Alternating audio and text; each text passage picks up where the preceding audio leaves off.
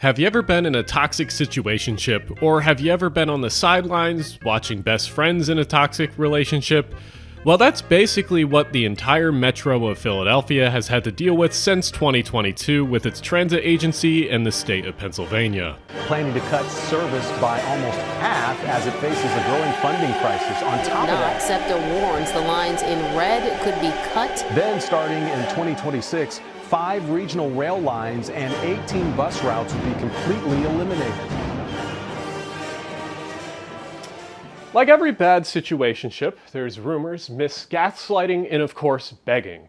So today, let's go to couples therapy and break down who's at fault and who's the chronic gaslighter. We also have to address the haters because every relationship has bad outside influences. Anyway, like any good relationship, we have to start from the beginning so that no party can rewrite any part of the history. Heading back to the 1960s, SEPTA had to take over operations from both railroads in 1964, and then later, in 1968, it took over operations from the private transit companies in the Philadelphia region. SEPTA directly operated the transit, but the commuter rail lines stayed under control of the private railroads, with their operations contracted from SEPTA. For various different reasons, many railroads in the Northeast went bankrupt in the 1970s, thus creating Conrail.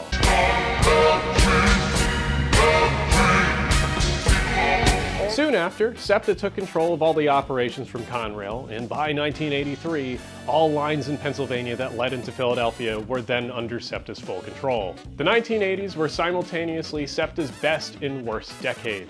Some of the last major improvements would happen to SEPTA during the 80s.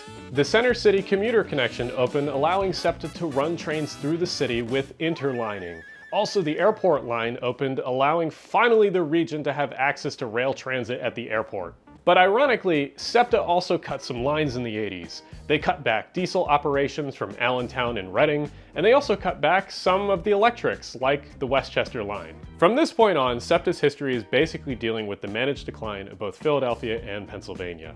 Philly only started reversing that decline in the 2000s, and finally in the 2010s, increased activism made the state and the city pay more attention to SEPTA. This activism helped SEPTA expand regional rail for the first time since the 80s with the Wawa extension on the Westchester branch. This new attention also helped SEPTA get funding during the Biden administration for the New Market Frankfurt cars, trolley modernization, bus revolution, and reimagining regional rail. But if there's one thing that SEPTA is really known for, it's having a bad relationship with its partner, and that partner being either the city of Philadelphia or the state of Pennsylvania. And when you have two partners that are broke bitches, you learn how to be frugal really quickly. So let's talk about SEPTA's two major haters. First, let's talk about Pennsylvania's biggest group of narcissistic business owner dorks, the Commonwealth Foundation. This group loves to solicit the idea that the state is spending so much money that it's making your taxes so ridiculous. Just don't pay attention to the questionable jobs of the people on the board or their net incomes that are significantly more than the average Pennsylvanian. This is sort of like a rich kids forum where they complain about rich people problems like having to pay taxes. Oh, the horror. Anyway, let's take a look at some of their complaints about SEPTA. I think for once they did a decent job compiling a list about some of the complaints, myths, and stretches of the truth that conservatives have about SEPTA and broadly transit in general. Number 1, the Pennsylvania deficit. Okay, cool. So we had no issues up until 2022. SEPTA had very few problems with the state, and that's because there was a reoccurring reallocation of money from various taxes that went directly into the budget for transit funding. This was part of a bill from 2013 called Act 89. Act 89 funded various things in the state like roads, infrastructure, and most importantly, modes of transit other than cars. But Act 89 was on a 10-year renewal cycle, so in 2022 it was voted on to be renewed for the next year, and the Republicans, who controlled both the House and the Senate in the state, said no to the renewal, because why should we give a fuck about anything other than cars? It's apparently SEPTA's fault every year now. Sure, cry all you want about how the deficit and blah blah blah blah blah about state budget for transit. It's your fault that the budget is designed this way now. But let's move on to the next point. Number 2, ridership is down from the pandemic. This is true, but also this is true for every single transit system in the world. Currently, SEPTA is at 80% of their ridership from before the pandemic, and has actually outperformed most systems in the US. Only DC, New York, and LA are performing better, all systems with significantly better funding than SEPTA. Speaking of funding, one of the arguments/insults that people in the Philly region always have for SEPTA is that it's terrible with money or very inefficient with money. So let's see if that's true. Let's take all of the largest transit agencies and regions in the US and compare them to SEPTA. First, take the ridership numbers from last year and divide them by the operational budgets. This way we can see how many people are moved per day per $1 billion of the budget. Now let's stack all of those together in a graph and, wow, would you look at that? SEPTA is not only one of the best with their money, but they're literally the most efficient large transit agency in the country. By the way, if you like this type of thing, I'm going to probably do another video on this style of topic about efficiency and doing like a scatter plot and everything.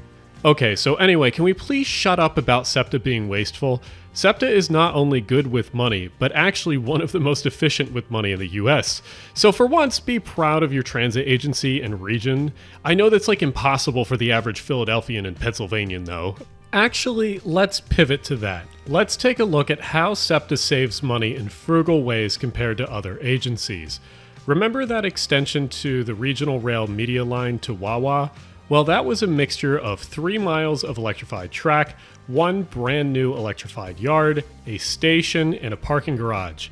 And I know what you're expecting. This is probably some $1 billion price tag like all other transit projects nowadays. But no, it cost $178 million. And let's look at one of the funny ways in which they saved money on this project. The Westchester branch is one of those lines that was cut back in the 80s, so the Wawa extension was just a reuse of that old right-of-way. This line also used to be electrified, so when SEPTA Engineering took this project on, they knew that they couldn't reuse the old catenary poles. But instead of buying new poles, they took the old ones out, refurbished them, poured new foundations, and then put the refurbished poles back into use again. I've never heard of this happening before on any other project, but this is the kind of clever thinking that allows SEPTA to operate and expand on such a low budget. Another good example of this is when SEPTA needed new trolley vehicles to restore service on the Route 15, which runs on Girard, and instead of buying new vehicles, they had Brookville build new electronics for their old PCCs that they had lying around. And they had a small team work internally on the cosmetic restoration of the trolleys. You can now see these PCCs in service to this day on the 15, or now it's going by the G. Anyway, now that we know SEPTA is good with money, how do we fix the funding issue? Well, last year there was a bill that was passed in the Pennsylvania House that was to then be passed in the Senate that would essentially fund all transit in the state, placing a tax on gambling and chance games. Great idea, right? Well, it caught everyone by surprise when it didn't pass, even after Republicans agreed to pass the bill. It definitely wasn't allegedly because this man got in the way and also forced Leslie Richards out of the SEPTA GM position. No, not at all. But that topic is maybe for a future video, especially with the alleged list of Republicans that talked to this man before switching their votes. But that's just an alleged story, right? Anyway, nowadays there's multiple ways to permanently fund SEPTA. The gambling tax is still a great idea. Also, legalizing recreational weed and taxing it as an option has been mentioned by Governor Shapiro. And lastly, there was a proposal for a small tax on Uber and Lyft and rental cars to fund transit better throughout the state. Other than adding a specific funding model for transit from the state, there's also a proposal to allow more local funding, because currently the state does not allow local legislators to plan specific taxes to fund transit.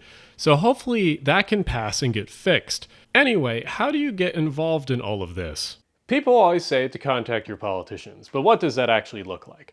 Well, let's talk about some of the people you should direct some energy towards. Here in Pennsylvania, the state house is controlled by the Democrats and the state Senate is controlled by the Republicans. Can you guess who's probably the problem here? So knowing that, let's take a look at a map of state Senate districts surrounding Philadelphia. Notice the red districts? If you live in one of those, you have a job to do. So just like any therapist, it's not specifically my job to fix systemic issues between the two parties. They have to fix them themselves. But we both know who's actually the problem here, Republicans. Anyway, our session time is actually up because I don't think your provider covers any more time.